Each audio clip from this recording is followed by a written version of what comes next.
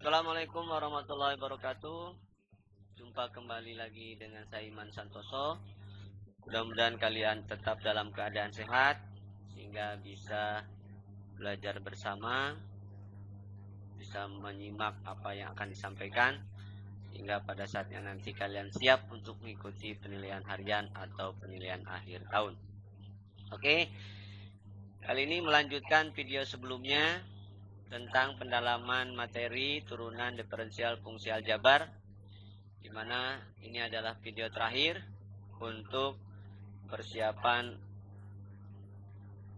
mengikuti penilaian harian atau penilaian akhir tahun. Oke. Di sini diketahui pada selang 0 X sampai 4 jarak terjauh dari kurva X kuadrat min 6X kuadrat plus 9X dengan sumbu X adalah jarak terjauh. Oke, saya ilustrasikan gini. Kalaulah ini adalah sebuah kurva, misalkan ini sebuah kurva. Nah, maka nilai stasioner itulah yang dimaksud dengan jarak terjauh. Nah, jadi ini adalah jarak terjauh dari sebuah titik dengan sumbu X. Berarti apa ini? Nah, berarti ini adalah nilai fungsi ya, maksimum. Oke, berarti kita perlu mencari nilai-nilai stasioner. Baik, untuk mendapatkan nilai stasioner berarti F aksen harus sama dengan 0 ya. Oke, F aksen sama dengan 0 berarti saat stasioner. Oke, Fx-nya di sini adalah X pangkat 3 min 6X kuadrat plus 9. Berarti F aksennya adalah 3X kuadrat min 12X plus 9 ya. Ingat teori sebelumnya bahwa pangkatnya berkurang, bilangan yang ada di sebagai pangkat dinyatakan di depan. Oke, sama dengan 0. Sederhanakan, kita bagi 3 dulu ya. Kita bagi 3 berarti X kuadrat min 4X plus 3 sama dengan 0. Oke, berarti X min 3 kali X min 1 sama dengan 0. Berarti ada dua nilai X. X sama dengan 3 atau X sama dengan 1. Nah, berarti inilah nilai-nilai stasionernya. Nah, kalau dilihat dari domainnya atau nilai X yang ingin dicarinya, itu mulai dari 0 sampai dengan 4. Di 0, ini stasioner 1, kemudian ini 3, dan ini adalah 4 ya. Oke. Koefisien X kuadrat, koefisien X pangkat tertingginya untuk F aksennya adalah positif. Berarti tanda kanan positif. Ini negatif, ini positif. Kalau positif berarti itu naik. Naik, stasioner, turun, stasioner, naik lagi. Gitu ya.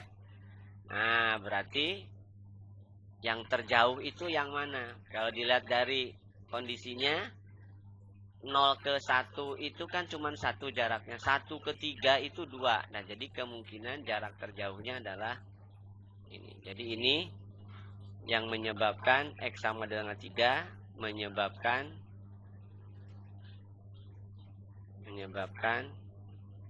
F minimum atau maksimum. Ya. Oke, berarti F3 kita cari, berarti 3 pangkat 3 dikurangi 6 kali 3 pangkat 2 ditambah 9 kali 3 ya. Berarti 27 dikurangi 6 kali 9, 54 ditambah 27 ya. Oh, ternyata 0. Berarti nilai maksimumnya Perpotongan sumbu X-nya berapa? Oh iya, berarti perpotongan sumbu X-nya berarti di sini.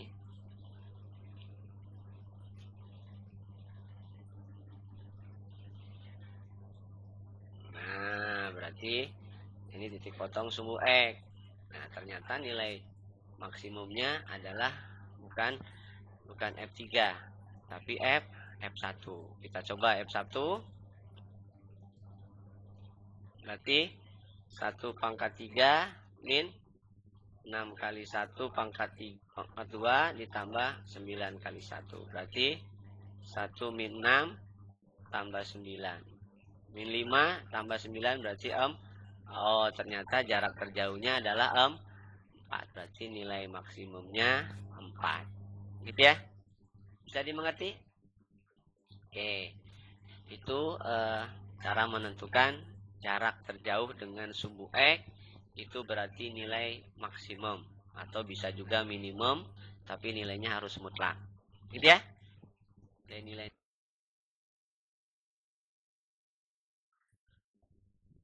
Jarak terpendek dari titik 4 min 2 kepada parabola. Oke. Ini parabola.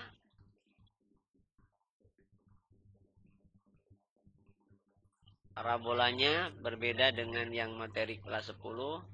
Y kuadrat sama dengan 8X.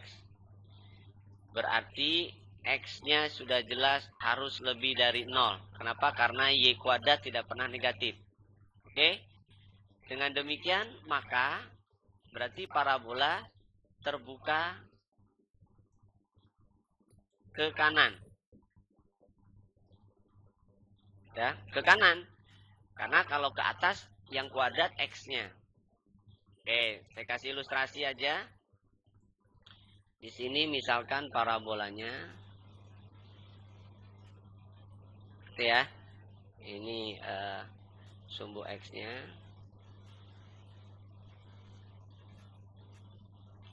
Ini sumbu Y-nya.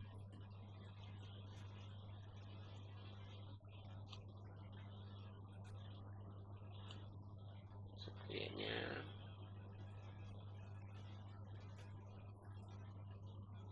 Nah, 4,2 itu di kuadran 1. Berarti X-nya 4, Y-nya 2. Kurang lebih beginilah. Kurang lebih. Ini misalkan titik A 4,2. Ini misalkan titik B pada kurva. Nah, ini yang mau kita ukur. Jadi jaraknya berapa? Oke? Karena kurvanya adalah Y kuadrat sama dengan 8X, maka bagi 2 deh, biar muat ya. Maka titik B misalkan X, Y. Nah, si X-nya tetap X, Y-nya berarti akar 8X. Karena di sini Y itu bisa kalian dapatkan akar 8X. Kenapa yang pakai positif? Karena di atas sumbu X ya, atau di kuadran 1. Oke? Berarti D itu adalah AB. D itu adalah AB. AB itu berarti jarak 2 titik. Oke, jarak 2 titik berarti secara umum XB dikurangi XA kuadrat ya. Tambah YB dikurangi YA kuadrat. Ya. Nah, kita nyatakan D dalam variabel X. Berarti saya nyatakan dalam pangkat tengah aja ya. XB-nya berarti X. Lalu XA-nya berarti 4 kuadrat. Ditambah YB-nya berarti akar 8X. YA-nya berarti 2 kuadrat. Oke. Dipangkatkan.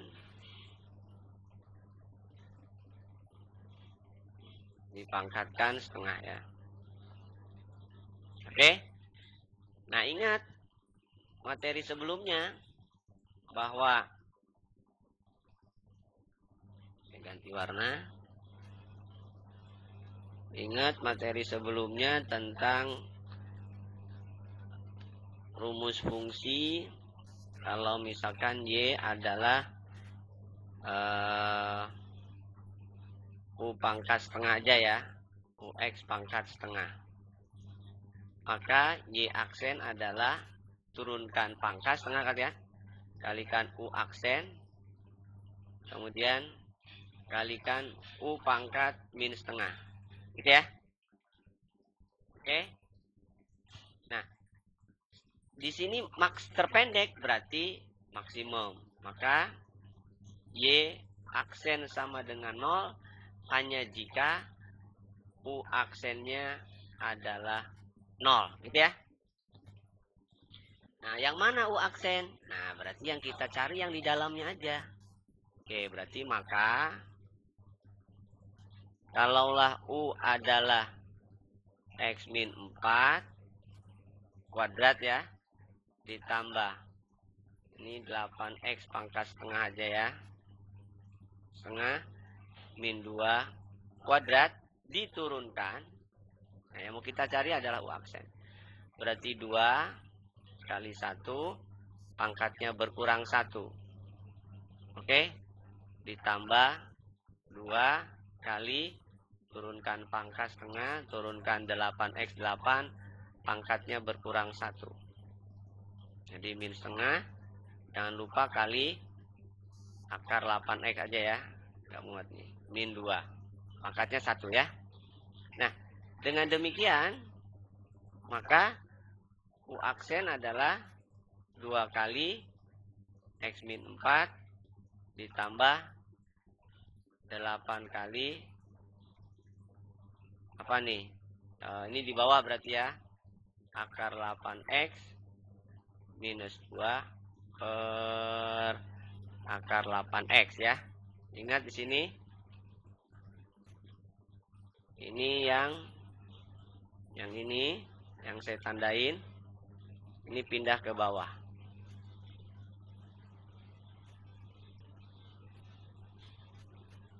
Oke ya. Oke. Dengan demikian, maka U aksen tadi harus sama dengan 0. Dengan demikian, maka kita dapatkan 2 kali X min 4 gitu ya, ditambah 8 kali akar 8X min 2 per akar 8X sama dengan 0. Oke, kita hitung. Oh, bagi 2 dulu ya, biar sederhana. Bagi 2 dulu berarti X min 4 kali akar 8X min 2 per akar 8X sama dengan 0. Berarti hasilnya adalah X min 4 kan, tambah 4 kali akar 8X dibagi akar 8X berarti 4 dikurangi 8 per akar 8X sama dengan 0. Oke, 4 dikurangi 4 habis, dipindah kanan ya, berarti X sama dengan 8 per akar 8X. Kali silang, X akar 8X sama dengan 8. Kemudian kuadratkan. Berarti X kuadrat kali 8X sama dengan 64. Berarti X pangkat 3 adalah 8. Berarti X-nya 2. Nah, X-nya 2 inilah yang akan kita gunakan.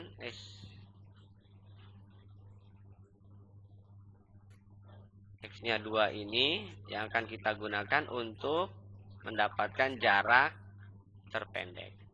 Udah. Jadi jaraknya adalah masukin ke rumus jarak. Nggak muat ya. Oke, saya tulis di sini. Nah, berarti jaraknya adalah akar ya. Atau jadi 2 dikurangi 4 kuadrat ya, ditambah Akar 8 itu 16. Ya. Akar 16 dikurangi 2 kuadrat. Dipangkatkan setengah. Berarti 4 ditambah 4 dikurangi 2 juga 4 pangkat setengah. Berarti akar 8. Akar 8 adalah akar 2. Bisa ya? Ya, jadi jawabannya adalah 2 akar 2. Oke ya, kalian simak lagi. Nah, kata kuncinya ada di sini. Kalian harus perhatikan. Saya tandain ini bahwa untuk turunan yang pangkat setengah dan dia ada fungsi di dalam akarnya, maka akan sama dengan 0 apabila nilai turunannya sama dengan 0. Ya, karena yang ini tidak mungkin 0. Ya, yang X-nya tidak mungkin 0. Oke, bisa diikuti ya? Baik, kita lanjutkan berikutnya.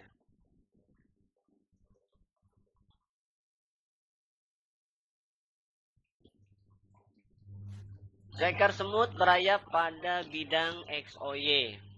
Pada saat P dia berada di titik. Oke, kita buat aja dulu titiknya, diilustrasikan.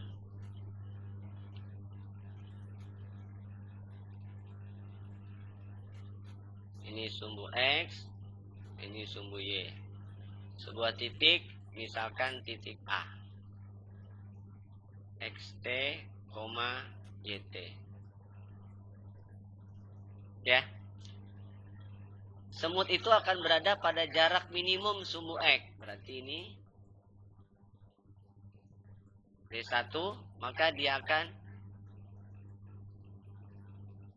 jarak ke sumbu Y-nya berapa kan? Nah, yang ditanyakan lah ke sumbu Y. Ya. Nah, berarti D1 itu apa? D1 itu berarti YT. Ya? YT akan minimum. YT minimum. Minimum ya. Minimum berarti saat Y aksen T-nya sama dengan 0. Berapa YT aksen? Nah, berarti Y aksen T-nya adalah 2T min 4. Sama dengan 0, berarti T-nya harus 2. Gitu kan? Nah, karena T-nya 2,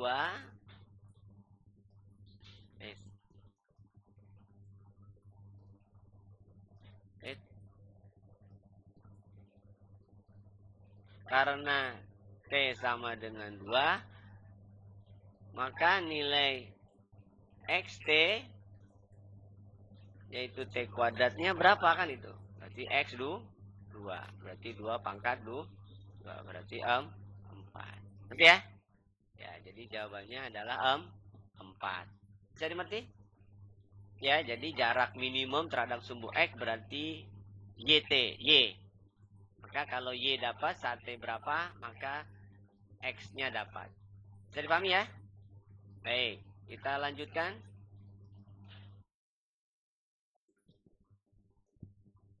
Jika segitiga ABC siku-siku sama kaki. Siku-siku sama kaki. Nah, sini aja deh. Siku-siku sama kaki.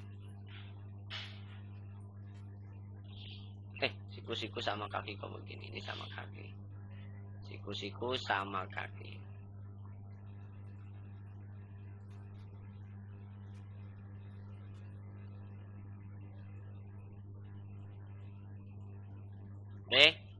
Di mana AC BC, berarti ini C ya. AC sama dengan BC. Terus D dan C, D pada AC serta E pada BC, sehingga AD saya kasih ganti warna. AD misalkan di sini AD itu sama dengan CE. Ya. Nah, kita nyatakan demikian. Ini misalkan kita asumsikan X Ini kita misalkan asumsikan Y ya. Maka luas minimum dari segi ABED, segi 4 ABED berarti yang ini yang ditanyakan.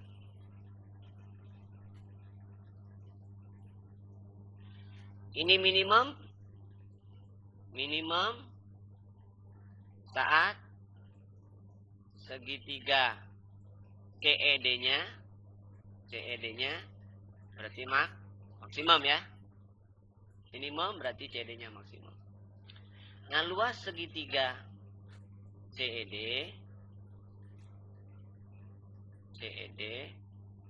itu adalah setengah X kali Y. Y-nya dari mana? Nah, Y-nya dari sini. Jadi kalau seandainya AD itu sama dengan CE, AD itu apa? Sisanya berarti kan? Karena ini panjangnya masing-masing 20. Ini juga berarti 20. Nah, maka AD itu berarti 20 min Y. Sama dengan X berarti kan ya? Terserah mau ganti X-nya atau mau ganti Y-nya. Dengan demikian, maka kita dapatkan bahwa luas segitiga CED adalah setengah kali 20 min Y kali Y, gitu kan? Berarti luas dalam Y fungsinya. Setengah kali 20, 10 kali Y berarti 10 Y. Setengah kali min Y kali Y berarti min setengah Y kuadrat. Gitu ya. L aksen. Berarti 10 dikurangi Y ya. Sama dengan 0. Berarti Y-nya harus 10. Jadi Y-nya harus 10. Gitu ya.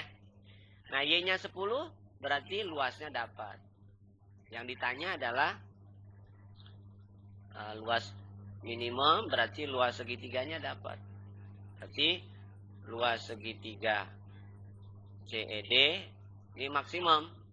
Berarti setengah kali 20 min 10 kali 10. Berarti setengah kali 10 kali 10. Berarti 50. Nah, kalau dia sudah 50, maka luas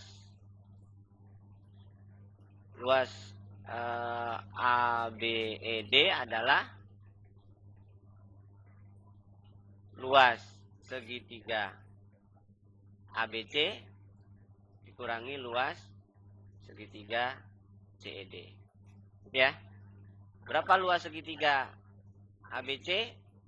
Setengah kali 20 kali 20 dikurangi 50. Berarti setengah kali 20 10 kali 20 200 dikurangi 50. Berarti luasnya 150. Jadi luas minimum dari segi 4 ABED adalah 150. Jadi mengerti? Ngerti ya? Baik, kita lanjutkan.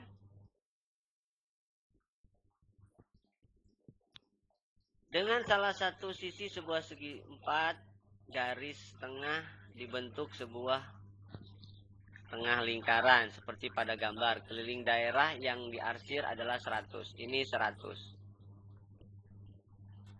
Ini kita asumsikan apa nih? R aja ya. R.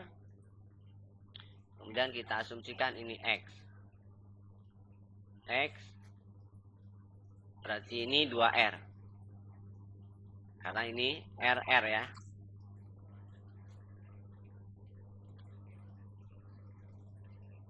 Oke. Ini sama. R, ini juga R. Oke. Nah, keliling daerah. Jadi keliling daerah diarsir adalah X tambah 2R tambah X tambah setengah keliling lingkaran. Gitu ya. Berarti 2X tambah 2R. Keliling lingkarannya adalah setengah 2PR ya. berarti PR. Ya. Nah, ini harus 100. Nah, kita mau cari apa nih? Luas daerah diarsir mencapai nilai terbesar. Berarti luas bisa dalam X, bisa dalam R ya. Yang gampangnya aja lah. Berarti 2X ini kita bisa nyatakan 100 dikurangi 2R dikurangi PR. Oke, ini persamaan sah 1. Nah, sekarang luas diarsir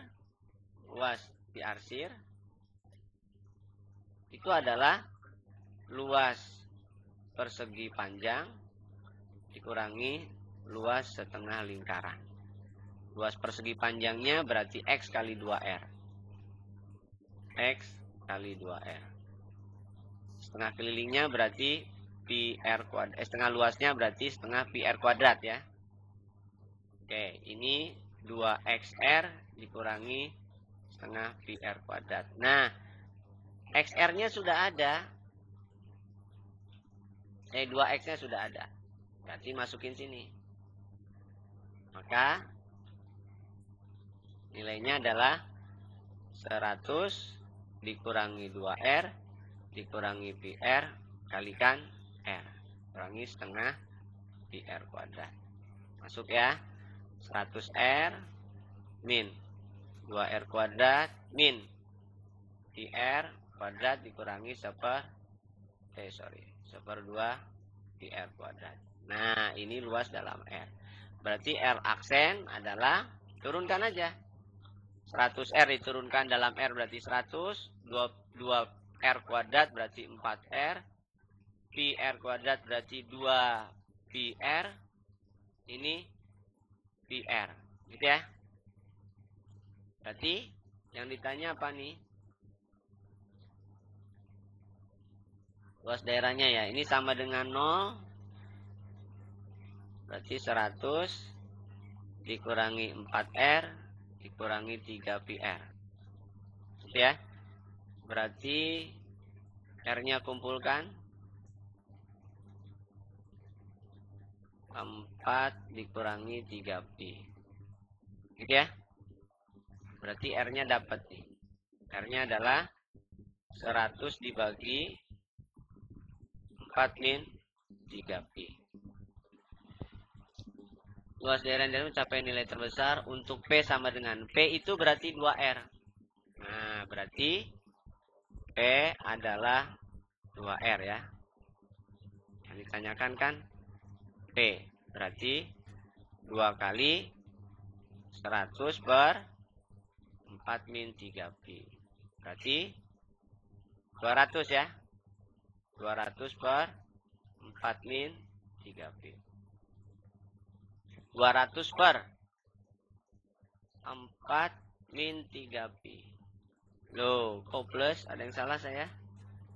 Oh iya, ini harusnya plus ya. Karena di dalam kurung ya. Oke, untung nggak ada pilihannya. Jadi ini plus, berarti ini plus, berarti ini plus ya. Oke, jadi jawabannya yang C. Bisa dimengerti? Saya? Baik, kita lanjutkan nomor berikutnya. Masih adakah? Oh, masih ada. Luas sebuah lingkaran adalah fungsi dari kelilingnya. Luas sebuah lingkaran adalah fungsi dari kelilingnya.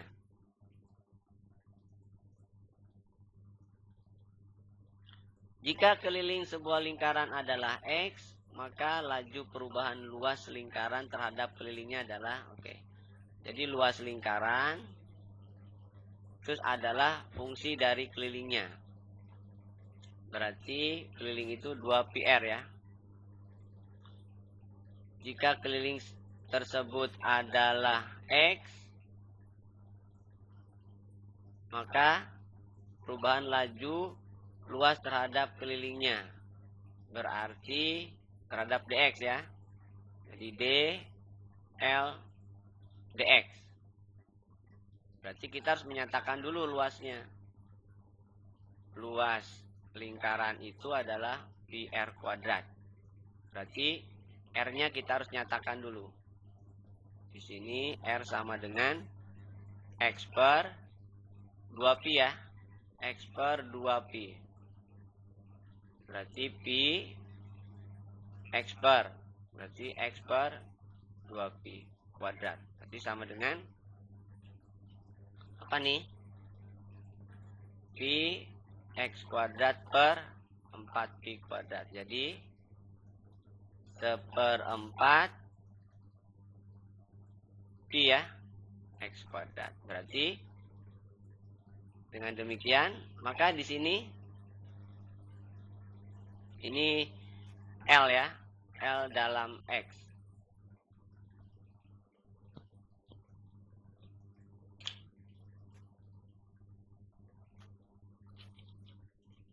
L dalam X. Berarti DL-nya adalah 1/4 pi kali 2X. Atau X per 2pi. Oke, jadi jawabannya adalah X per 2pi ya. Baik, bisa dimengerti? Oke ya, jadi yang ditanyakannya adalah turunan luas terhadap kelilingnya. Masih ada? Oh, masih ada nih. Ini PR ya. Kalian tolong kerjakan. Nanti di pembahasan secara khusus untuk penggunaan turunan fungsi aljabar akan kita ulas jawabannya ini berapa. Sekian dari saya, kurang lebihnya mohon maaf. Assalamualaikum warahmatullahi wabarakatuh. Jangan lupa subscribe, like, and share.